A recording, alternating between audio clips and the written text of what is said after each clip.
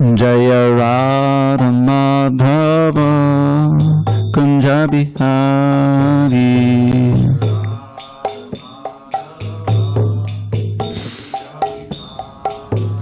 Jaya Radha Madhava Kunja Bihari.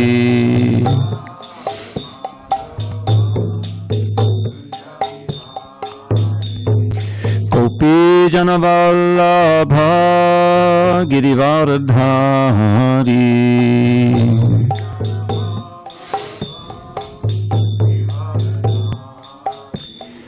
Gopi Janavallabha Girivaradhari.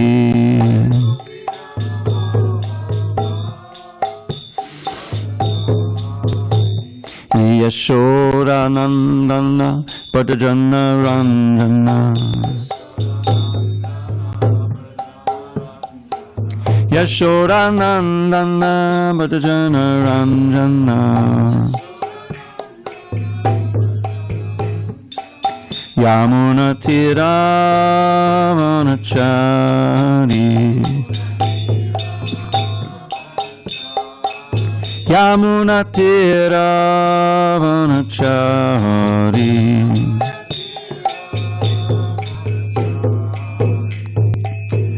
Hare Krishna, Hare Krishna, Krishna Krishna, Hare Hare, Hare Rama, Hare Rama, Rama Rama, Hare Hare.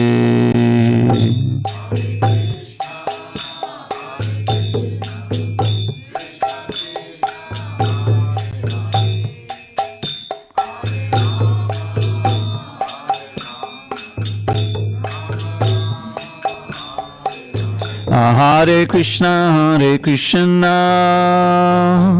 Krishna Krishna, Hare Hare, Hare Rama, Hare Rama, Rama Rama, Hare Hare.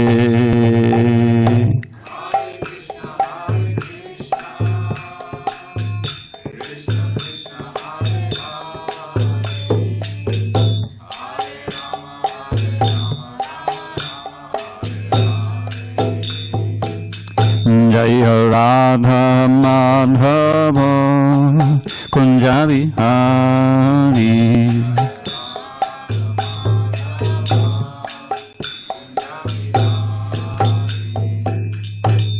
Jaya Srimad Paramātmā Parvajikācharya Ashtotavita Shri Srimad, His Divine Grace Srila A.C. Bhaktivedanta Swami Prabhupada Ki Jai. ISKCON BBT Founder Acharya Srila Prabhupada Ki Jai. Jayom Vishnupad Paramahansa Parivajikacharya Ashtotavitra Shri Srimad Divine Grace Srila Bhakti Siddhanta Saraswati Thakur Ki Jai. Ananda Koti Vaishnavinda Ki Jai. Namacharya Srila Haridas Thakur Ki Jai. Srimad Bhagavad Gita Ki Jai. Samaveda Bhaktivinda Ki Jai. All glories to the assembled devotees. All glories to the assembled devotees. All glories to the assembled devotees. All glory to Shri Guru and Gauranga. Okay, so I have text 25. Okay. Om Namo Bhagavate Vasudevaya. Om Namo Bhagavate Vasudevaya. Om Namo Bhagavate Vasudevaya.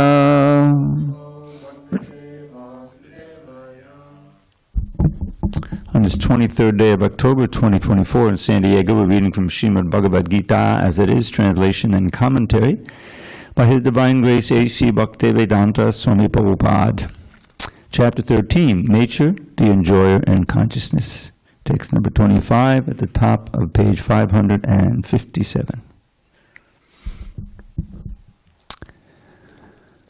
Dhyanenatmani Pashyanti Kechid Atmanam Atmana Anye Sankhena Yogena Karma Yogena Chapare Dhyanenatmani pashyanti Kechidatmanam Anye sankhena yogena Karma yogena chapare Dhyanenatmani pashyanti Kechidatmanam Anye sankhena yogena Karma yogena chapare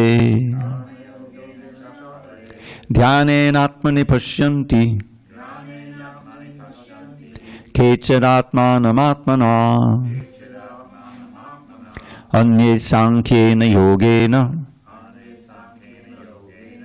Karma yogena chapare.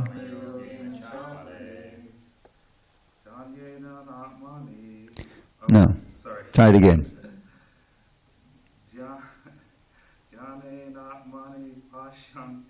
Dhyanenatmani pashyanti Kechidatmanam atmana Anye sankhena yogena Karma yogena chapare. Go ahead.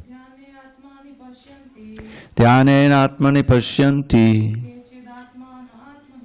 Kechidatmanam atmana Anye sankhena yogena. Grab one of these books. Karma yogena chapare. I'm sorry, did you want to chant, Baba? Yeah, you don't have to. Okay, I'll try. Go ahead. Dhyanenatmani Dhyanenatmani pashyanti Kechidatmanam atmana Anye sankhena yogena Karma yogena chapare. Page 557. Okay. Anyone online want to try? Dhyanenatmani pashyanti Dhyanenatmani pashyanti Kechit atmanam atmana Kechidatmanam atmana Anye sankhena yogena Anye sankhena yogena Karma yogena cha pare. Karma yogena chapare.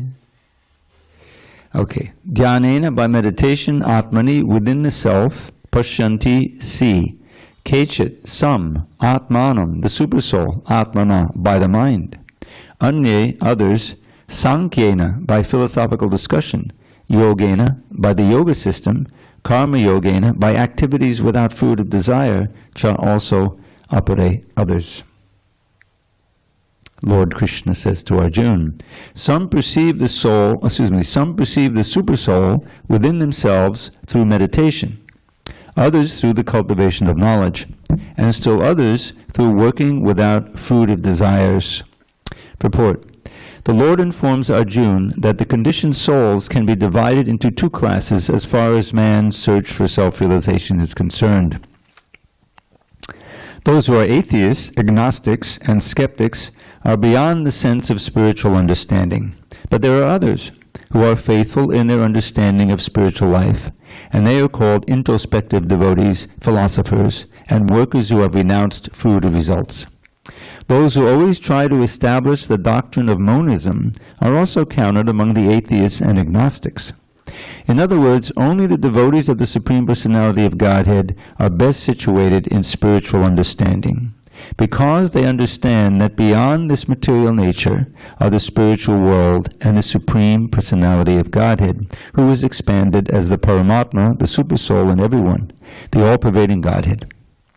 Of course, there are those who try to understand the Supreme Absolute Truth by cultivation of knowledge, and they can be counted in the class of the faithful. The Sankhya philosophers analyze this material world into 24 elements, and they place the individual soul as the 25th item. When they are able to understand the nature of the individual soul to be transcendental to the material elements, they are able to understand also that above the individual soul there is the Supreme Personality of Godhead. He is the 26th element. Thus gradually they also come to the standard of devotional service in Krishna consciousness.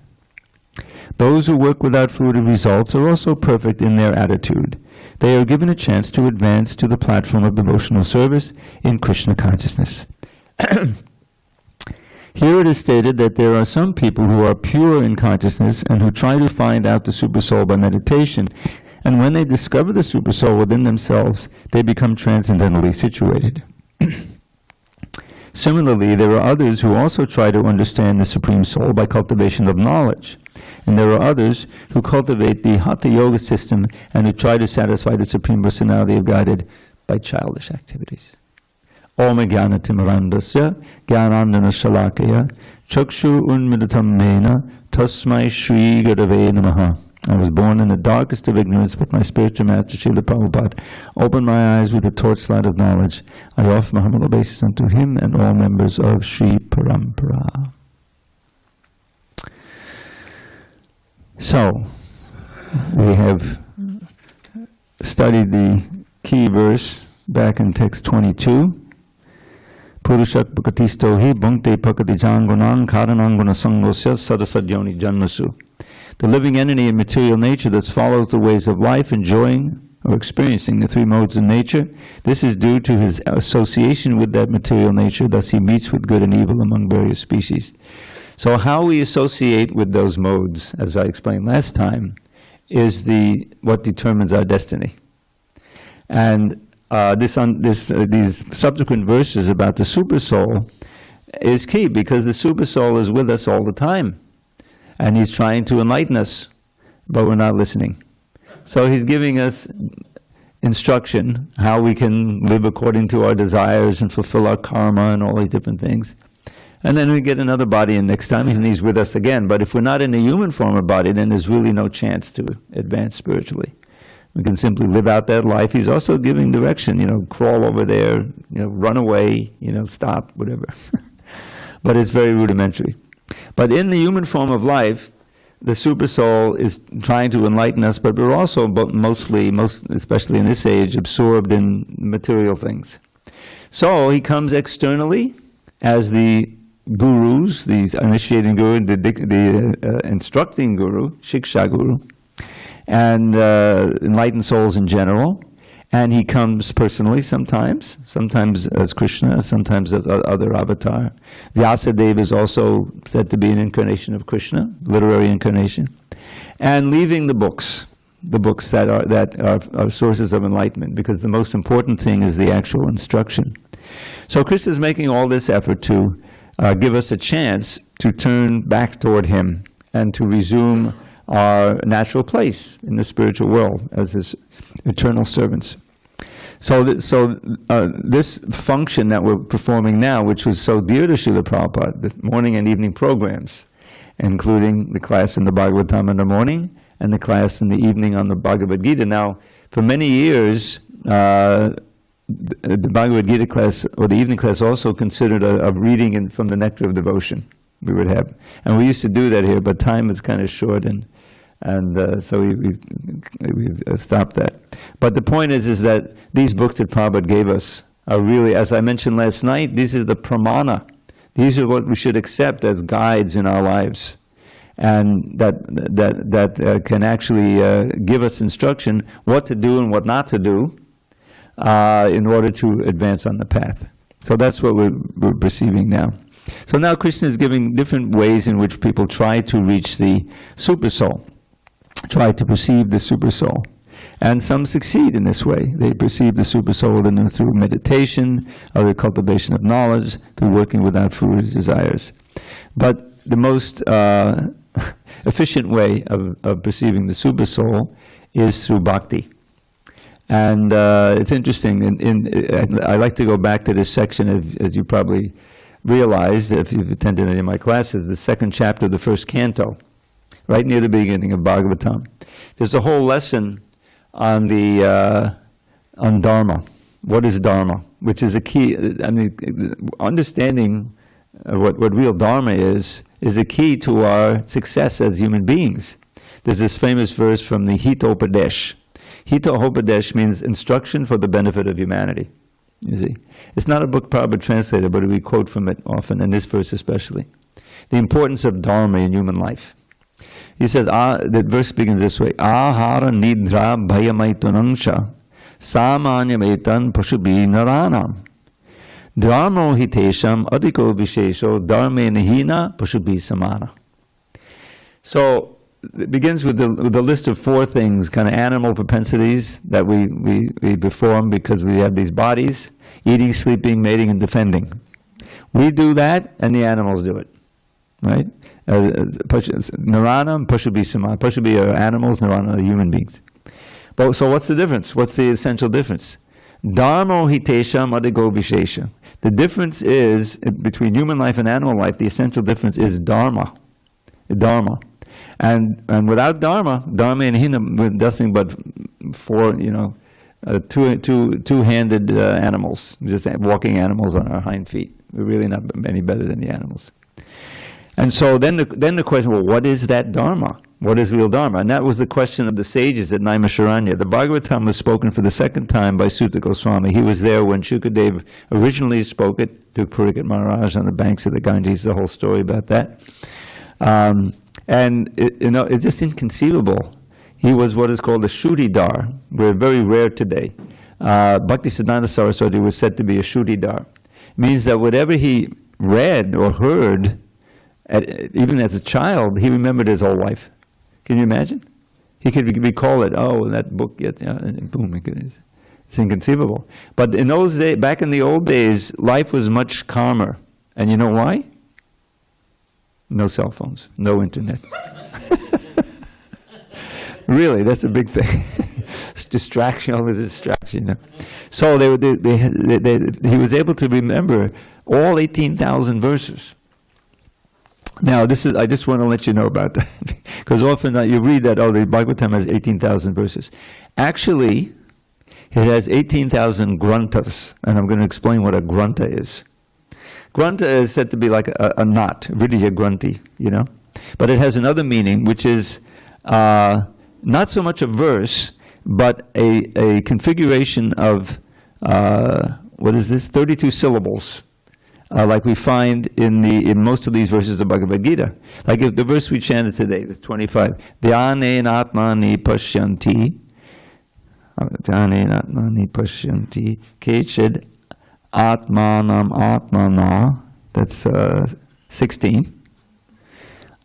Anya Sankhya Yogena Karma Yogena Chava. You'll find there's 32 syllables there, as there are in the Hare Krishna mantra. You see? That's a grantha. Now, when you have longer verses, even in Bhagavad Gita, there's basically 2 verses, two lengths of verse. That's the short one, basically called the Anushtup meter, this shloka meter. Very common.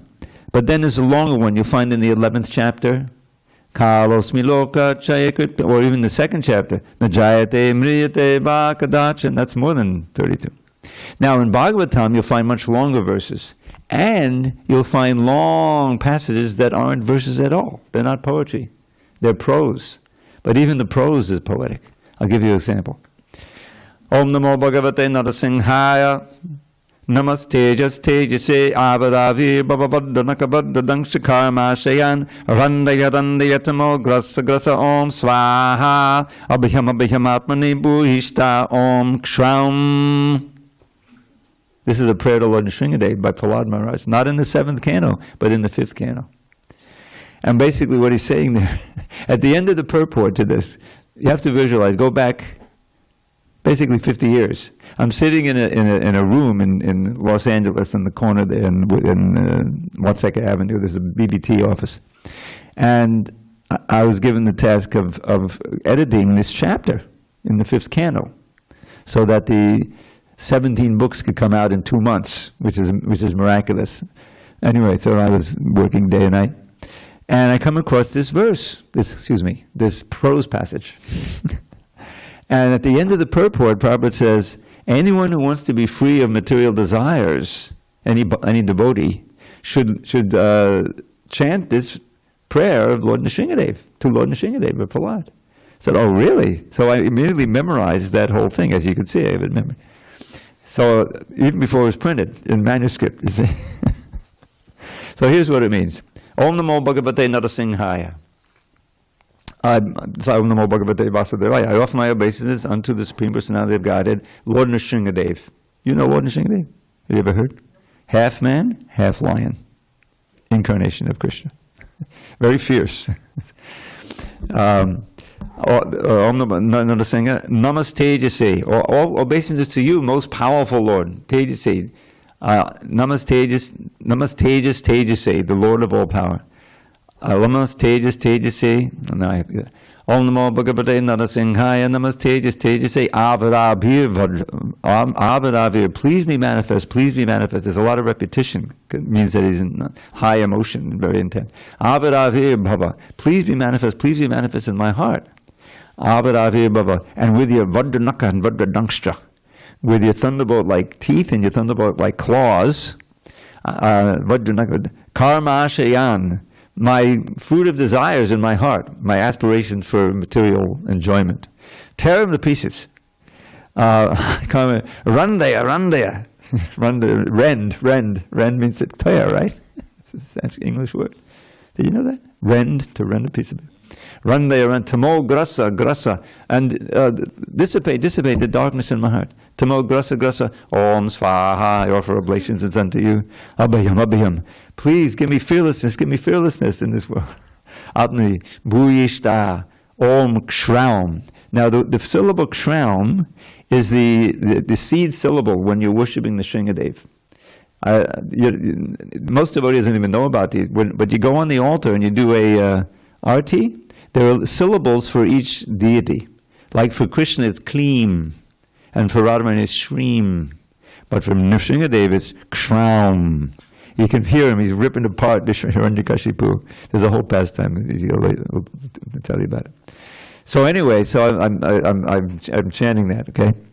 So the idea is that some see the Supersoul by meditation and some by Sankhya and so forth.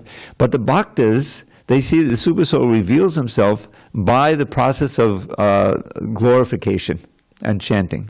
We don't try separately to see the Supersoul, but if we chant, and we become pure, and our eyes are anointed with the salve of pure love, which is in the Brahma Samhita, you know this? Premanjana, this is all about seeing Krishna in the heart. Okay, so Prahlad was seeing the Shringadev in his heart all the time, along with Krishna, the Krishna manifestation. So, where was I? Brahma Samhita, thank you. Sorry, I'm going kind of far afield. But it's all about the Supersoul. So, in the middle of the Brahma Samhita, he has this verse that's very well known to devotees who memorize some of the verses of the Brahma Samhita. They memorize this one for sure.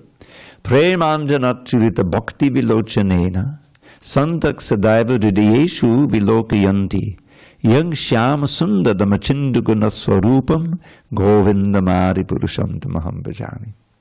So, I worship Govinda, the primeval Lord. The devotees who have anointed their eyes with the salve of prema, in other words, they've achieved the goal already. Prema anjana, anjana is a medical salve. Bhakti belows, and with the eyes of love, the eyes of bhakti, young Shyamas, they see Krishna in the heart, but not the Supersoul with the forearm. They see Shyama Sundar. See? Because the Supersoul is kind of an expansion of Krishna. He's a Vishnu form. You see? And mostly the yogis aspire to see that form. They meditate on Vishnu in the heart like that, which is fine, but they can at best achieve Vaikuntha. But the bhaktas, especially in the line of Lord Chaitanya, we aspire to go back to Goloka Vrindavan, where Krishna hides his majesty. He doesn't have the four hands. He has the two hands. They're playing the flute. He's running in the forest. He's meeting the gopis. He's, stealing their clothes and everything like that. It's all just play. It's lila. Vishnu doesn't have the lila. He's standing there officially, receiving worship, and doing a little blessing like that. So that's good. That's Vaikuntha. No anxiety. But the devotees want to go beyond that. So they aspire to see Krishna always in their heart, in his most attractive, all attractive form. That's what Krishna means. Okay, if there's no questions on this particular verse and purport. Okay, go ahead. Oh, we have two questions. Ladies first. Give them a good... What's the words for Narasimha Prema? All right, just ask, so then when I give the answer, that'll make sense. Krishna. I'm just asking the verse from Srimad Bhagavatam. You want to find it there? Yes. Canto 5. Okay, this word appears only once in the whole Bhagavatam. Yeah. Ksraum. K-S-R-A-U-M. You'll find the verse. It's at the end of the verse. All right, so then let's go on. Oh, I'm sorry, we had another question. Go ahead. We have also the other mic up there. So. No, you do that one. He'll hold on to that. It says that the very last sentence talks about they try to understand and cultivate the Hatha yoga system and the childish activities. Can you elaborate? Like, what does that mean? Yeah, I can elaborate. I used to do Hatha yoga. Of course, I wasn't doing it to try to find God. I was doing it just to get healthy, and it worked pretty well. Yeah, so Prabhupada, when he came to America, he encountered this. And when he came to America, he first went to his one contact in the United States, which was a family of an Indian gentleman who got university degree in India probably, and then got a job in America in Butler, Pennsylvania. Does that name ring a bell? It's kind of become famous, this with Butler, Pennsylvania. So, anyway, so Western Pennsylvania. And so he came off the ship. He didn't know, as he said, as he wrote in his diary, he didn't know where to go, left or right. But there's something called traveler's aid, where you can hire a service to meet someone on the ship who is confused, and they'll come here, go here, and and you can get on the bus. So he got on the bus and went all the way to Western Pennsylvania. Stayed there for a few weeks. His picture was in the paper there because he was like a celebrity. No one had ever seen a monk from India before. So but he didn't want to stay there. He wanted to go to New York. So then he was able to contact a yoga teacher there named Dr. Mishra, who had been established. He had a place on the Upper East Side, which is the wealthy area of Manhattan, and. So Prabhupada went there, and he stayed with him in his ashram for a while. But the problem was that Prabhupada wanted to preach, so the doctor said, okay, you can talk to my students. But when he talked to his students, he saw the students getting interested in bhakti rather than his thing, which is impersonalism. So he said, oh, you can't speak anymore, like that. So Prabhupada, but where could he go? So he was taken care of there for a while, and they would go out. He had a place in the country. This upstate a little bit, and they would go on retreats in the weekends, and probably would lead kirtan. He would let them lead kirtan, so he was able to do that. Hare Krishna, welcome again. It's 2 days in a row. I'm serious. All right, make sure they have books. Yeah, you can sit. Yeah, you can move those microphones. You can move those. Put them on the chair. Yeah, that's a good place to sit. Oh, there you go. Okay, great. So we are on page, 558 now? Yeah. We haven't done 26 yet, have we? Okay. So just to finish the story, so I'm describing what Srila Prabhupada did when he first came to America. And he stayed with a yoga teacher named Dr. Mishra. So Prabhupada was seeing what was going on in the classes. You see, and it was Hatha yoga. This was popular. I also, a few years later, went to a Hatha yoga class in New York City. I was living on the island. I have to go on the train and the bus like that. So, and the basics, there's nothing like inherently spiritual about it. You learn how to do the asanas, and the easiest one is Shavasana. It's the corpse pose. You just lie on your back. Everyone's favorite. Anyway, so, and it works if you do it right, because it's scientific. But there's nothing inherently spiritual about it, really. So Prabhupada, he wasn't really happy there. But then and the doctor eventually, he had an office on the west side, a few blocks away, so he let Prabhupada stay in an office. So he's living in an office, there's no place to bathe or cook, so he had to go to the other. So it was very inconvenient. So eventually, long story short, he came downtown, and that's when things started. In the Paradox restaurant. I used to have lunch there every day. And so he connected, and finally connected with Mukunda, who became Mukunda Goswami, who's a musician, and they got 26 Second Avenue. It all started from there, So Prabhupada was familiar with this Hatha yoga, and that's why he mentioned it here. similarly, there are others who try to understand the Supreme Soul by cultivation of, and there are others who cultivate the Hatha Yoga system and who try to satisfy the Supreme Personality of Godhead by childish activities. And really, they're not really generally try to satisfy the Supreme Personality. They're just doing these exercises for health purposes. But it's known as yoga, and people took that to be yoga. When ultimately yoga means to connect. Again, yoga is a word that means to link, just like the English word yoke comes from yoga. And it means to, again, tie yourself or become connected to God, which is the same thing what religion means. Again, ligio is from Latin. The ligaments, the things that tie the muscles together, the same word. So he's telling those who are attracted to Hatha Yoga in any way, you're wasting your time. You should practice Bhakti Yoga. That's all that means. And so that's what's going on all up and down Garnett Avenue, all those yoga studios. Yeah, they're still there? I thought there used to be a lot. Yeah, it's very popular. I was able to go from that yoga to this yoga. Because, anyway, it's a long story, but I was able to contact the devotees. I had a friend. Krishna sent somebody to the Ramakrishna mission. I started going to the Ramakrishna mission. They don't specialize in Hatha Yoga, but they're impersonalists. They specialize in impersonalism. So I was just attending the lectures, and the one fellow, the fellow who had come to relieve the older fellow who had a stroke and Prabhupada met, he would give very nice classes on Bhagavad Gita. And so I was enthralled by that.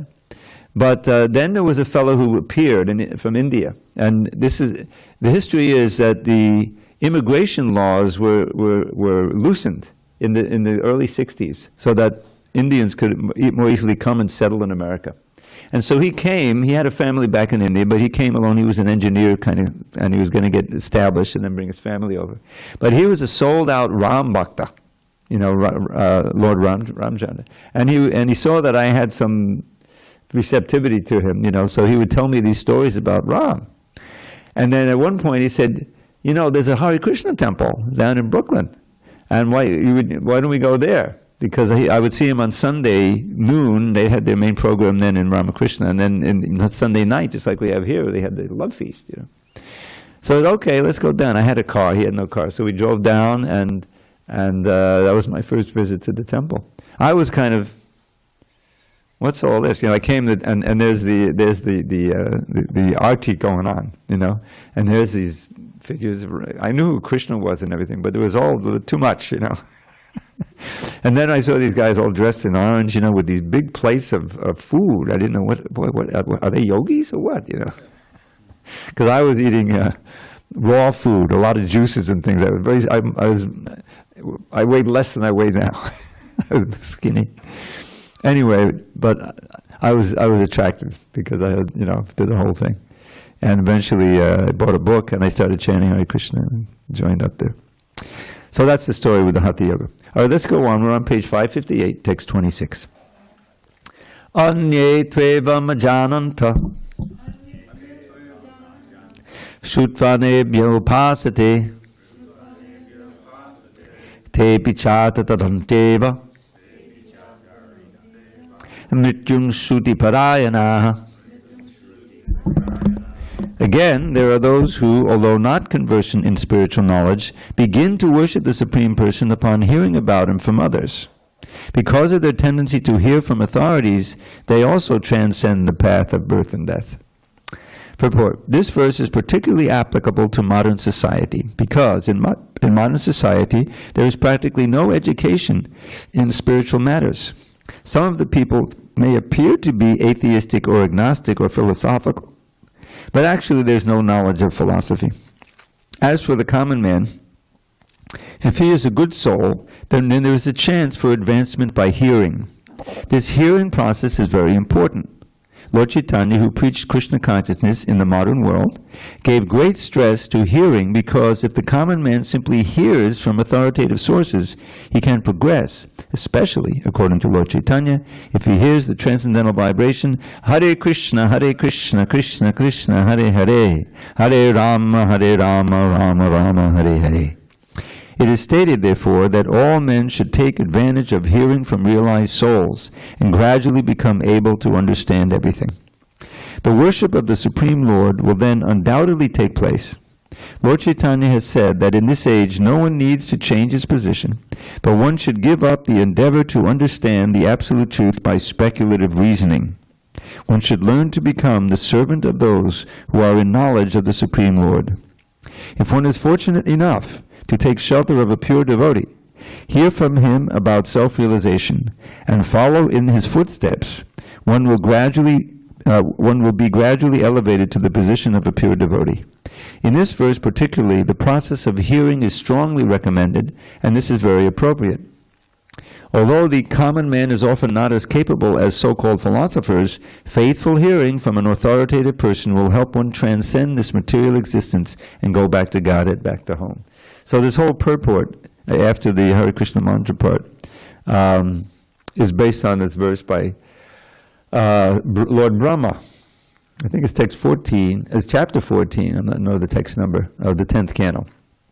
So many of you know the pastime. You know the pastime where Lord Brahma steals the boys in calves, trying to test Krishna.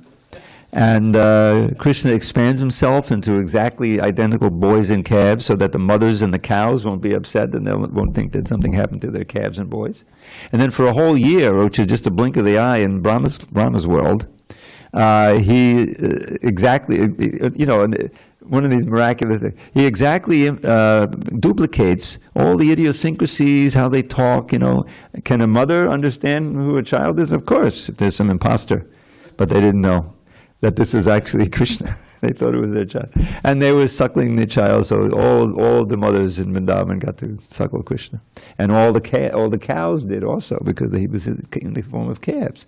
So after Brahma comes back, because he didn't want to hurt anybody, he just put them to sleep, Comes back and he says, "What's this?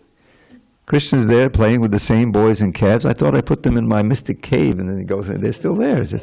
So he was bewildered. The whole pastime is called Brahma Vimohan Leela.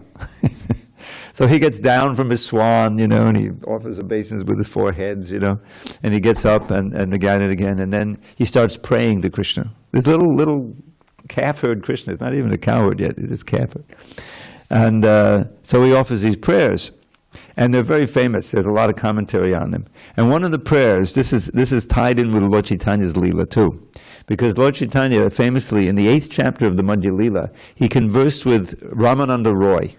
Ramananda Roy was actually an administrator there. He was in the government. But he was the most advanced in the spontaneous, loving attraction to Krishna in the mood of the gopis. And when Lord Chaitanya met Sarvabhauma Bhattacharya, he actually converted him, and Bhattacharya surrendered to him. He said, "When you go on your South India tour, you should look up this Ramananda Roy." And because you'll very much like his association. So he did that, and then Lord Chaitanya took the role of the student, and he asked Ramananda Roy all these questions. And the basic question was, well, how can one advance toward pure devotional service? So Ramananda Roy started with Varnashram. Varnashram Nacharjavada Purushena, you've quoted the verse from the Padma Purana. This is the only way to please Vishnu. So Lord Chaitanya, that's external, go on. So he kept going on and on and on to more and more effective ways. So he kept, even to the point of Sarva Dharma Parityajya at the end of the Bhagavad Gita. And Lord said, that's very nice, but it's external, so keep going. Wow, what's beyond that? So he went on and on until he got to this prayer that Prabhupada is giving the commentary on in this verse, which is offered by Lord Brahma, when he says, Jnane priyasam udapasya namanta eva jivanti san mukhaditam bhavadiya vartam stane stita Shuddhigatam tanuvan manobhir ye prayaso ajitajito pasitaistri lokyam. Hare Krishna. So he say, and Lord Chaitanya, oh, very good, but go further. And he went all the way up to prema bhakti, separation from Krishna. So what does this verse say? So Lord Brahma says, Jnane priyasam, the hard work of speculation, trying to understand the absolute truth through simply our brain power, So, which ultimately cannot succeed, but you can waste a lot of time that way. So he says, give that up. Jnane payasam udapasya, throw it far away. Then what should we do? Namanta eva, surrender. Namanta eva, jnane payasam udapasya namanta eva, jivanti sanmukaditam bhavadiya vartam. Live in this way. Jivanti sun. Sun means the sad, the devotees, pure devotees. Sanmukaditam, from the mouth of the pure devotees, bhavadiya vartam, descriptions of your pastimes, qualities, name, form, activities. Bhavadiya vartam. Stane sitak, don't do anything radical. You know, you marry, stay in the family, you know, just add the hearing. You see, don't take sannyas. Stane sitak, shutigatam, but follow this path of hearing. And how? Tanuvan manobhya. Now this is a very interesting phrase, because it means with your body, mind, and words. So with your body and your senses, try to follow the instructions of the Shastra. With your mind, contemplate, think about them nicely. And with your words, repeat them and teach them. And if you serve those vibrations in that way, then what's the result? It says, Ye prayaso ajitatito pasitaistri lokyam. Almost anyone who follows this path can conquer the unconquerable Lord. Krishna is known as a Jita. But it says, Jita Jito. Jita Ija, Ajita. You can conquer how can you conquer the unconquerable Lord? That seems like an oxymoron. Only a moron would think that makes sense. She knows what the word. But no, it means that you can conquer him because he allows himself to be conquered, just like Damodar. You see? That's the conquering. Through love, Krishna becomes subservient. He wants to be loved more than anything. So to his friends, he lets them chastise him and climb on his back. You see? And his mother, he allows her to bind him, you know. And he likes that more, as he says in the CC, in the 4th chapter. My mother's chastisement steals my mind away from the prayers of the Vedas, the official, you know, Purusha Sukta. You know, no. He much more prefers that. So that's, Lord said, oh, this is very nice, now go on. So he went from there on and on and on up until, you know, the gopis' separation from Krishna. So that's what Lord Chaitanya is saying. But the whole key is hearing. And hearing, it's so wonderful because anyone can do it. No one's bribed. The Hare Krishna mantra, we take it out on the street. All kinds of people are hearing who have no assets in anything, you know. They come by, what is this Hare Krishna? And the one, you know, they may say Hare Krishna. A few may stop and sing along, or at least they're hearing, right? And just hearing the holy name, what to speak of repeating it, is so auspicious. There's a verse in the sixth canto, I forgot the Sanskrit, but the gist is, if someone hears your name even once, then eons of births of karma are eradicated.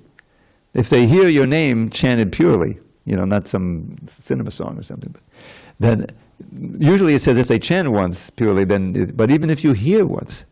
So that's what's being emphasized here, and the prime hearing is hearing the holy name. Now, chanting is a lot easier than hearing. You can chant and your mind can be a million miles away. So that's one of the offenses, which means that you won't get the benefit as quickly. The more that you can hear and concentrate on every syllable and really be surrendered, the quicker that the heart will be purified and you awaken your original love for Krishna. So that's what's being emphasized here. Shutvanebhya, you see, they follow the path of hearing, which is really where bhakti begins. The 9 processes of devotion, give the list, another wonderful verse by Prahlad Maharaj. Shravanam, Kirtanam, Vishnu, Smaranam, Pada Sevanam, Archanam, Vandanam, Dasyam, Sakyam, Atma Nivedanam. This verse just infuriated his father, the demon Hiranyakashipu. This was the last, straw. And he said, all right. He pulled out his sword. I'm going to take care of you. Now, where's your God? You say there's some kind of God. I don't see him. Is he in this pillar? Yes, Father. He's everywhere. Really? Bang! He hits the fence and out comes the Shingadev. Kshraum. And he fought with him for a little while, played with him, and then he ripped him apart, you know. And he was so furious, you know, that all the demigods had gathered to watch, you know, and everything. And then afterward they offered prayers from a distance, trying to pacify Lord Chaitanya. Brahma, Shiva, Indra, Chandra, they all did. Even Lakshmi. But no one could pacify him. So finally he said, Prahlad, he likes you. You see what you can do. So Prahlad was completely fearless. So he walks up to the Nrsingadev, and as soon as the Nrsingadev sees him, immediately he gets Komal in the Nrsinga, right? It's very gentle Nrsinga.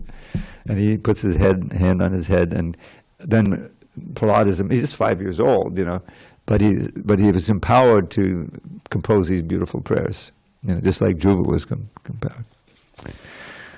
So, let's do another one. Text 27. Yavat sanjayate kinchit sattvam sthavara jangamam chaitragya samyogat tadvidhi bhadatarshava.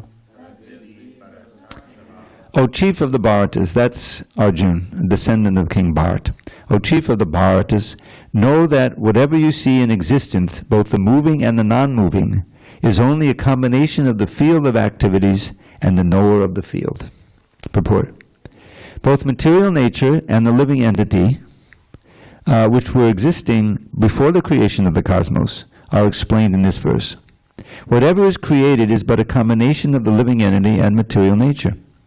There are many manifestations like trees, mountains, and hills which are not moving, and there are many existences which are moving, and all of them are but combinations of material nature and the superior nature, the living entity. Without the touch of the superior nature, the living entity, nothing can grow. The relationship between material nature and the spiritual nature is eternally going on, and this combination is effected or produced by the Supreme Lord. Therefore, He is the controller of both the superior and inferior natures. The material nature is created by Him, and the superior nature is placed in this material nature, and thus all these activities and manifestations take place. Now, when I first read this, I was thinking, well, okay, how does, you look at there's the air, is that also a combination of this? I mean, that's obviously a material energy, but how is it a combination? Where is the spiritual energy there? So then I said, wait a minute, there's an air god, Vayu, who is controlling the air. There's a Varuna who controls the waters. There's a sun god who controls the sun. So Bhumi controls the earth. So all of these elements have their living entity behind them who are controlling. Just like we're souls in the body, and we're able to control our body mostly for some time, And so that's we're a combination, you see. And even, the Prophet said that because there's all these cells in our body, right? And that the cells are carrying nutrients, they're carrying away waste, all these different things. There's also living entities in there. There's like a certain kind of living entity that we're in charge as the Supreme Soul, so to speak, But really, we don't know what we're doing. It's the Supersoul that's carrying it. So to see the world that way is another way of seeing Krishna everywhere, because just like if you go outside, I take these morning walks, and it's actually quite a learning experience. Especially now, it's so dark. Before finally we get out of this, daylight savings time, so to speak. It's so dark in the morning. I go out, it's dark, but the sun is rising, and by the time I come back, it's pretty well light, But so the sunlight is everywhere, and I just have to tell you about this because I was taking my umbrella because I found that sometimes it was the what do they call it, the ocean layer or something, and it can get the little drizzles and something, so I was thinking. But then I said, but no, there's no cloud in the sky. So when I came back, I saw that there were these wispy clouds, and it was almost like an artist had come. You could see it was very beautiful with the sun shining. I said, oh, this is Krishna's artwork, in the sky. But actually everything is his artwork. When you see the beauty of the trees or anything natural, and you can see, well, this is, and Prabhupada would give you an example of because he's always, when he's preaching, he's always fighting against the atheism. Oh, there's no God in control, life comes from matter and all this, there's the whole thing. But so many flowers grow. We have this garden out here, At a certain time we can pick the flowers, there's nicely fragrant off of them, So each one is different, it's a rose flower or it's a malati flower, whatever it may be. And so it's a wonderful creation. There's beauty there, and there's this fragrance and everything, you know. So he says, well, look, suppose you have a painting of a flower, you know, because he had some really good artists. They became very skilled, you know, like this artwork you can see. And so it takes work to make it look just like the natural flower and to have that aspect, obviously, right? So much intelligence is there, so much art, you know. So therefore, why does the real flower not also need to have an artist behind it, the intelligence? And you look at anything in the world, even just some block of wood or some block of cement, you know, what's in there? Well, okay, you know, this cement was originally not cement, right? So someone had to gather the gravel, however they make cement, right, and do it. And then you read the Bhagavad Gita, the books, and what's keeping it all together? The Supersoul. He's in every atom, sustaining it, you see? And then at a certain point, it'll all dissolve, it'll become destroyed, right? And all of the different elements will emerge back into the body of Mahavishnu along with the living entities. So the whole point is that behind everything is intelligence. Either the intelligence of a living entity, like a human being can do so much, or even the animals, they can do something, you know. But behind all of it is the supreme intelligence of God. And He's arranged all these different things. And that wherever you have intelligence, there's a person. And that's the big revolutionary thing, that behind all of this incredible creation that we see, and if you really think about it, your own body, the human body, is such a complex machine, delicate machine, where it can, you know, you can have consciousness and everything, and thoughts. Obviously, there must have been an intelligence behind it to create it. You know? So this is your body is a proof of the existence of God. And our mission as living entities, you know, these bodies are going to go, just like the last one we had, the last 10, whatever we had, they're all gone, right? Never to be seen again. This one will go. But if we cultivate this knowledge and we act in a certain way, then we become more and more aware of Krishna. And the subtle body is not killed. The mind and intelligence and ego, that carries the soul to the next body. So if those are completely saturated with Krishna consciousness, we don't need this human body anymore. We can get our spiritual body and return back home, back to Godhead. So that's the whole idea, is to reawaken that love through the process, chiefly of hearing. So before I end, I chanted the verse by Prahlad, so I should give you a translation. It begins with hearing. Shravanam, Kirtanam, chanting, which results in remembering.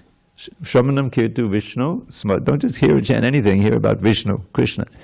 Shravanam, Kirtanam, Vishnu, Smaranam, remembering. Pada Sevanam, serving the lotus feet. Right? So many services on the altar or off the altar. Like it. Archanam, that's the formal worship that we see. There's a whole book on that, Narada Pancharatra, teaching the details, very important. Archanam? What's that? Roach. Oh my God. It's dead. Oh my God, you just killed a roach. Hare Krishna. All right, let's complete. Archanam, Vandanam. Vandanam has two meanings. It means bowing down and praying. There's two main elements to that. Vandanam, Archanam, Vandanam, Sakyam, which is making friends, friendly, Sakyam. Atma Nivedanam, giving everything to the Lord, surrendering everything. So there's 9, right? Shravanam, Kirtanam, Vishnu Smaranam, Pada Sevanam, Archanam, Vandanam, Dasyam, serving the Lord. That's essential in it, all of them. Dasyam, Sakyam, becoming a friend, and Atmanivedam, surrendering everything. And there's an acharya for each one.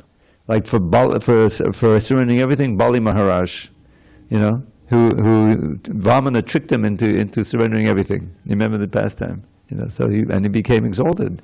He had the whole universe, gave it all to Vishnu, and then he got his own little planet down in Rasatala, and Vishnu became his doorkeeper.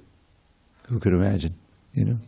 So anyway, we don't have time to go through all 10, but all 9. But those processes form the substance of what we do here in the Hare Krishna movement. So thank you for attending. You're all invited to return on Monday for our next class. And before that, offer you a base, you know, to Damodar, and we'll offer the lamps like that. I think we have a few lamps you can offer tonight if you want. All glories to Srila Prabhupada. Hari Hari Bol. And okay, so we're on 27. 28. Really? Yeah. Oh my God. Okay.